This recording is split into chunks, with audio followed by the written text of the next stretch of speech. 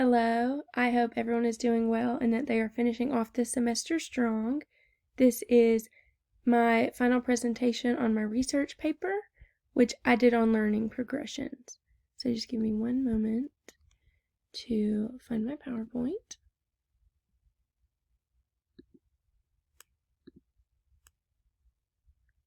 Okay, so, this is the end, sorry. Give me 1 second. Okay. Using Learning Progressions to Teach Communication Skills by Deanna McCord. Before I get into it, I just want to review what is a learning progression. And so this is from the article that we all read in what I believe was Module 3.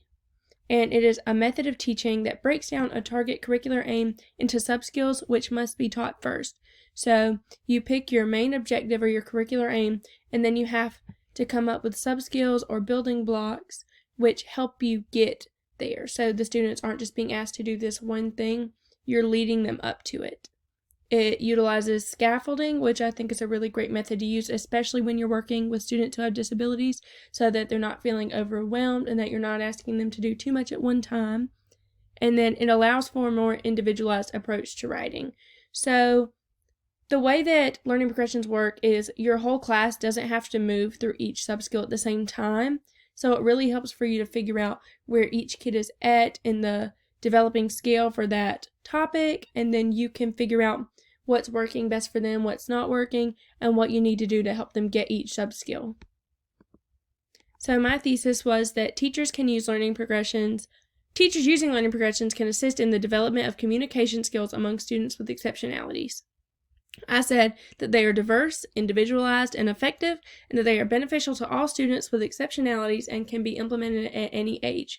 So I think that the fact that they're used at every age is really important, and a lot of the studies that I found show kids in preschool, kids in high school, kids that were followed from preschool to high school, and I think that's really cool because methods like this that you can use throughout a whole kid's educational career give them a sense of familiarity with how you're working with them, and then it really allows you to know what works for that kid and to use that to help them throughout their career.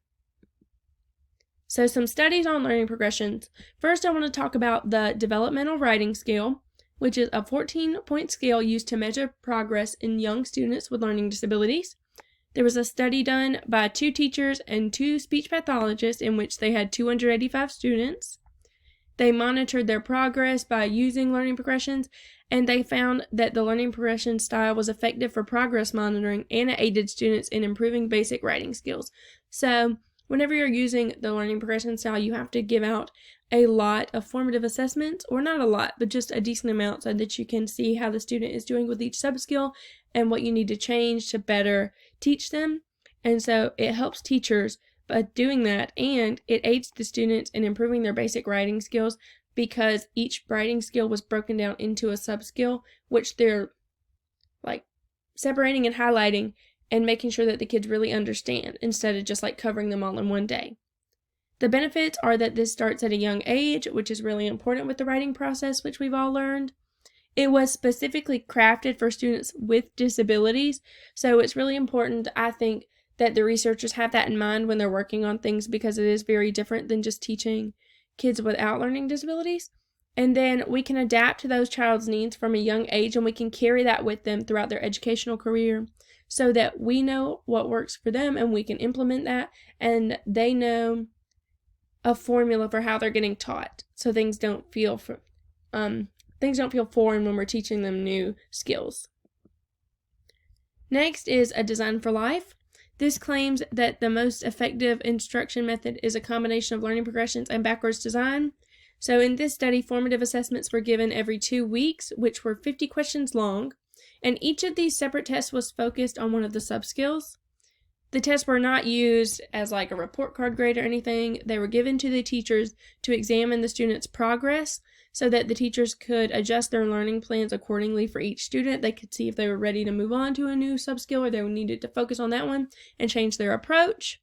So the benefits of this were that it provided ample data for the teachers to have and to use to help with their students, and it really allowed for the teachers to adapt their needs to the teaching needs of each child, which I think is really important and is probably the biggest benefit of learning progressions overall. Next, a pre-service teacher's learning of instructional scaffolding. So this followed a pre-service teacher who was teaching English as another language, and they required him to learn and to implement scaffolding. He kept a journal to monitor his data and to track how he came up with his lessons and his sub-skills, and he said that there was significant evidence of the method providing success among his students, and that they better understood the concepts because they were broken down into small pieces.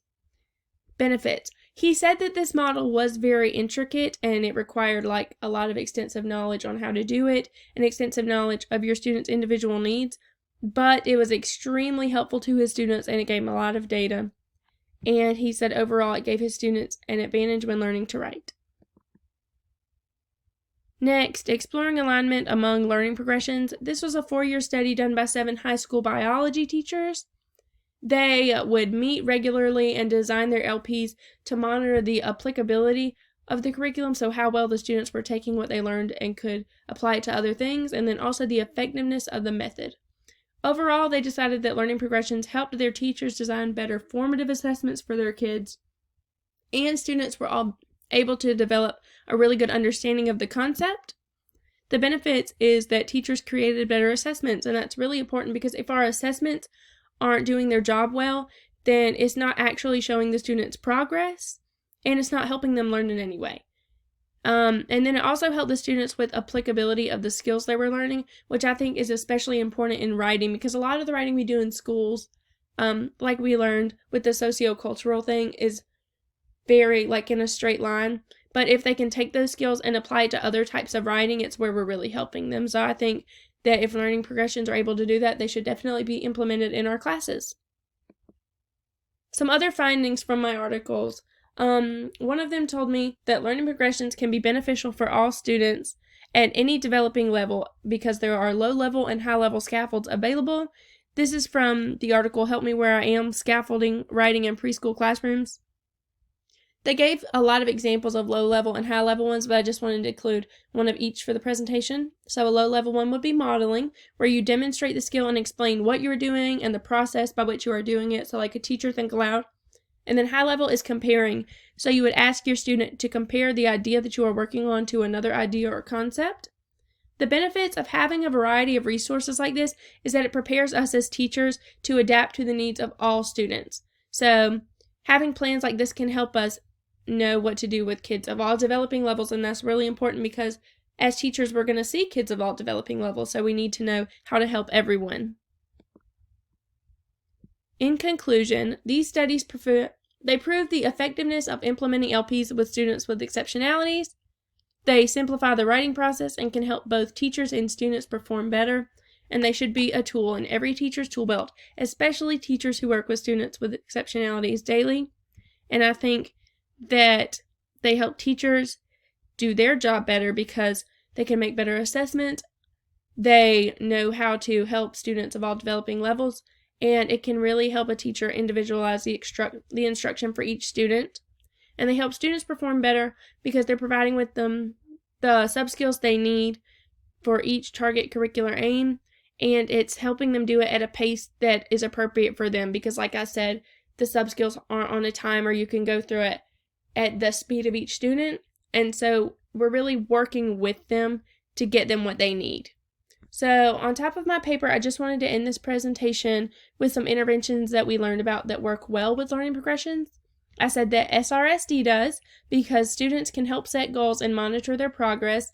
This is something that I covered in my diverse perspectives presentation. I don't know if anyone saw that yet, but I included a resource from Teachers Pay Teachers in which you print out all of the sub-skills and the curricular aims and you put them on the wall with clips, and the students help move with their progress, so they're helping you track it. And then within this, you can have your students help you set goals for okay, we want to get through this sub-skill by this time, and it'll really help them be involved in their own learning process, which is encouraging to them. And I think that it takes some of the pressure of monitoring the progress off of the teacher, which is really good. And then also the sociocultural approach to writing, which we learned about, I think just a week or two ago. It was pretty new. It was at the end. You can create writing opportunities that are relevant to each student, because the sociocultural approach says that the writing in schools is very one-sided, or like one direction, and that we have to teach kids other ways so that they're prepared for things other than school writing. And so whenever you're using LPs, you can craft those sub-skills to things that are relevant to each student so that we can help them for life outside of school. And that's the end of my presentation. Sorry, that's like the next slide on the PowerPoint model that I used. Thank you guys so much for listening. I hope you enjoyed it, and I hope you guys have a great Christmas and a great winter break.